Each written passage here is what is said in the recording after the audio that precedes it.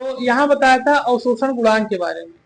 ठीक, अवशोषण गुणांक जो होता है वो एक निश्चित ताप और वायुमंडलीय दाब पर होता है। ठीक, अवशोषण गुणांक। अब ये निश्चित ताप क्या होता है, सबसे पहले बताया था कि जिसका तापमान क्या हो, निश्चित हो, उस तापमान पर उसके मतलब वो बॉइलिंग या फिर मेल्टिंग होने लगे, मेल्ट होने लगे। ठीक है, जैसे सबसे पहली चीज यहाँ बताया जाता है कि एल्युमिनियम का जैसे एलिमेंट दिया गया कि एल्युमिनियम जो है 661 डिग्री सेंटीग्रेड पर मेल्ट होने लगेगा। अगर 661 डिग्री टेम्परेचर दे दिया जाएगा तो एल्युमिनियम मेल्ट हो जाएगा। ठीक, तो इसी तरीके से बॉइलिंग पॉइंट और मेल्टिंग पॉइंट क्या करते हैं, कार्य करते हैं। तो निश्चित तापमान पर वायुमंडलीय दाब, जब निश्चित ताप हो और वायुमंडलीय दाब हो। अब वायुमंडलीय दाब क्या होता है, देखो वायुमंडलीय दाब जो होता है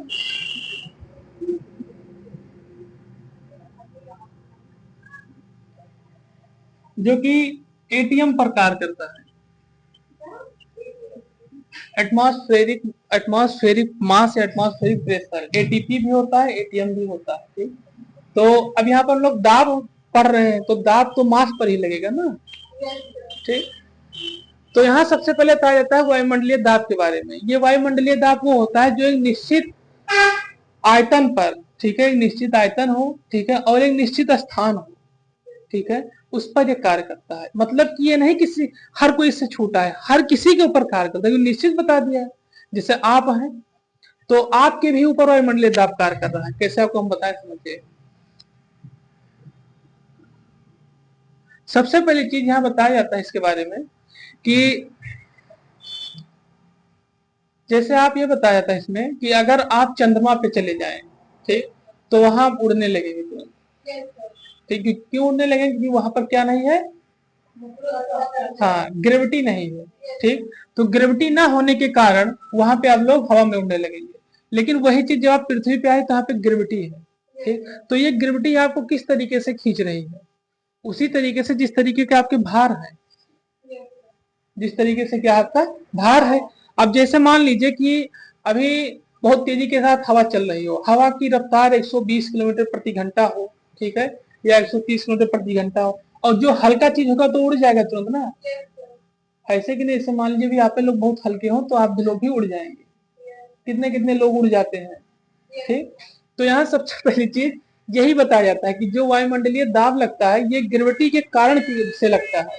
जहां ग्रेविटी ज्यादा कार्य कर रही है, ग्रेविटी मतलब कि इलेक्ट्रोमैग्नेटिक फील्ड, वो मैग्नेटिक फील्ड जहां ज्यादा कार्य कर रही है उसी तरीके से ग्रेविटी कार्य करती है। जैसे आपको बताएं कैसे, एक ऐसा स्थान है जिसको बरमुंडा ट्रेंगल कहा जाता है। नाम आप लोग शायद सुने हो कि ना सुने हो, बरमुंडा ट्रेंगल। ये एक ऐसी जगह है जहां पर आज तक जो चीज गया कभी लौट के नहीं आया, उसको ब्लैक होल बताया जाता है। लेकिन ब्लैक होल अंतरिक्ष में है, बरमुंडा आपकी पृथ्वी पर है,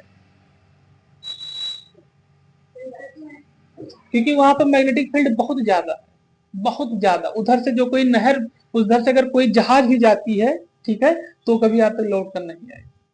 आप नेट पर सर्च करेंगे तो इसके बारे में बहुत अच्छे से बताया जाएगा।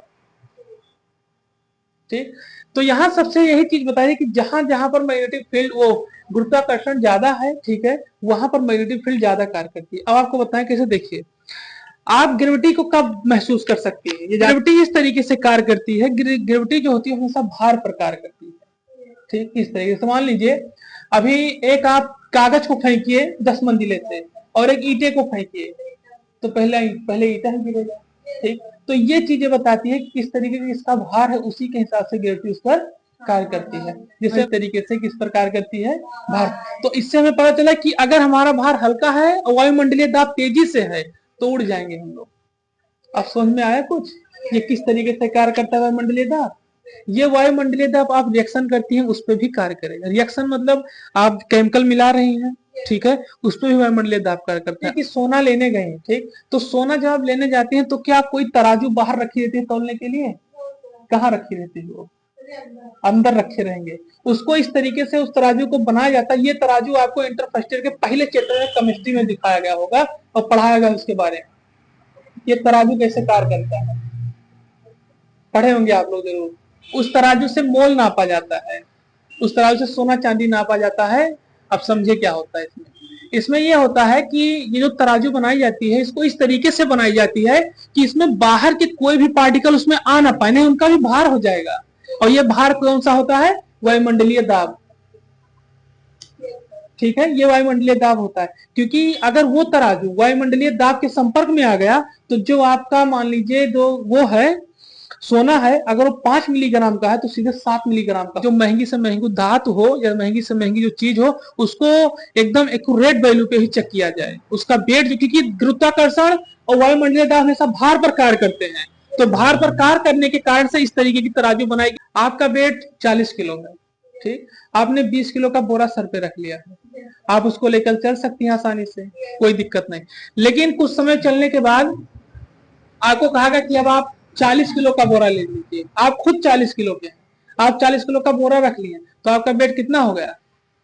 80 किलो। तो 80 किलो पे ही अब गुरुत्वाकर्षण का बल लगेगा, तब उसका भार आप सहन नहीं कर पाएंगे और आप बोरा उठाकर तुरंत रख देंगे, क्योंकि गुरुत्वाकर्षण को थोड़ी पता है कि आपके शरीर में बोरा लादी है कि क्या लादी है, वो तो अपने भार से इसको मतलब है ना, तो आप उस लेकर चल ही नहीं पाएंगे किसी भी तरीके से। और वही आप चंद्रमा पर चले जाइए, आप एक बता रहे हैं कि एक एरोप्लेन को अपने सर पर रखे रहेंगे तब भी उड़ता रहेगा, आप भी उड़ते रहेंगे, आपको भार महसूस ही नहीं होगा, क्योंकि ना वहां पर वायुमंडलीय दाब है और ना वहां पर ग्रेविटी है। तो वायुमंडलीय दाब इसी तरीके से हर एक निश्चित पदार्थ पर, हर एक निश्चित स्थान पर और हर एक चीज पर, चाहे जिसका भार हो जिसका भार नहीं, हर एक चीज का यहाँ भार है। आप कोई भी छोटी से छोटी पन्नी जो 2-3 माइक्रोन की भी आती है उसका भी भार है। आप सोचिए जो इलेक्ट्रॉन हमें दिखाई नहीं देता उसका भी भार है, भले माइनस में है तो क्या, लेकिन है तो भार उसका। ये है वायुमंडलीय दाब।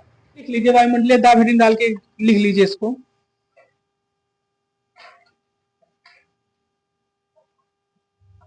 लिखिए, पृथ्वी की सतह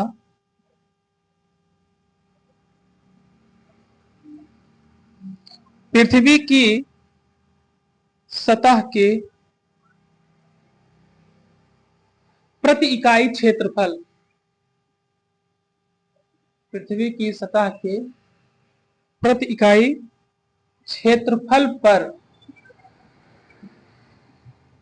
उसके क्षेत्रफल पर उसके ऊपर स्थित वायु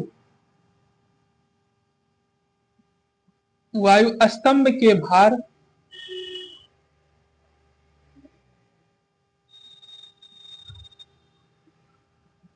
वायु स्तंभ के भार के कारण लगने वाला बल, लगने वाला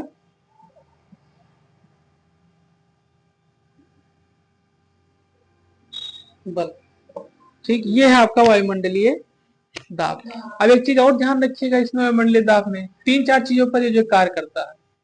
वायुमंडलीय दाब ऊंचाई पे जिस आप बढ़ेंगी, ठीक है, तो वायुमंडलीय दाब धीरे धीरे क्या हो जाता है? कम होने लगेगा, ठीक है। तापमान का जो प्रभाव होगा, तापमान के कारण वायुमंडलीय दाब में परिवर्तन होता रहता है, ये भी ध्यान रखिएगा, ठीक। कैसे?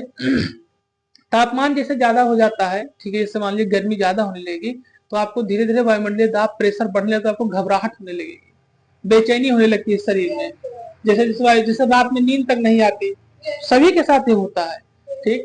तो ये चीज हो गई। अब जब वायुमंडलीय दाब कम होने लगता है, ह्यूमिडिटी बढ़ने लगती है, यानी कि आर्द्रता बढ़ने लगती है, ठंडी का मौसम आता है तो उसमें आदमी आराम से सोता है, कोई सा दिक्कत, कोई घबराहट, कोई बेचैनी, कोई समस्या नहीं होती। तो इस तरीके से वायुमंडलीय दाब तापमान पर भी क्या करता है? कार्य करता है, ठीक है। वायुमंडलीय दाब तापमान पर, वायुमंडलीय दाब ऊंचाई पर, ठीक है, वायुमंडलीय दाब और कई सारी चीजों पर क्या करते हैं? हाँ, ऊंचाई और गहराई में भी कार्य करता है वायुमंडलीय दाब। अगर आप जैसे मान लीजिए कि समुद्र के तल पर चले जाएं, नीचे जाने लगेंगे, ठीक है, तो धीरे धीरे ऑक्सीजन कम होने लगेगा, लेकिन ग्रेविटी तो नहीं खत्म हो जाएगी, ग्रेविटी तो खत्म हो, अपने तेजी के साथ उसको खींचेगी, ठीक है, जिसके कारण से बहुत सारी समस्याएं होने लगती हैं, ठीक। नीचे धीरे धीरे नीचे जाएंगे कि देखिए जो वाटर लेवल, जो मतलब पानी है समुद्र का, उसमें ऑक्सीजन तो बहुत कम मात्रा में है, क्योंकि 2 हाइड्रोजन पे एक ऑक्सीजन है, ठीक है। तो अब नीचे तो ऑक्सीजन है, लेकिन जैसे सूर्य के प्रकाश जैसे नीचे धीरे धीरे जाना बंद हो जाते हैं तो ऑक्सीजन की समस्या भी होने लगती है, ठीक। जैसे सूर्य के प्रकाश कम होगा वैसे वैसे ऑक्सीजन की समस्या बढ़ने लगती है, जिसके कारण से नीचे समुद्र के नीचे बहुत ही खूंखार और बहुत खतरनाक ही जानवर वो मछली रहती है। ये चीजें बताई जाती हैं। ये है वायुमंडलीय के दाब के बारे में।